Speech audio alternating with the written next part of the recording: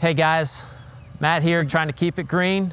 Today we're going to talk a little bit about a nutrient, calcium. So calcium, just like in milk, just like this in your refrigerator, helps bone structure, also helps the plants. So within each one of these leaf blades on this fescue lawn, the calcium helps the cell walls to be able to be more turgid, which is a fancy word to make tougher. So it makes the grass stronger. It also helps the soil itself open up or fluctuate, which is a very fancy word for open up, which allows nutrients and water to be able to move in and out of the soil.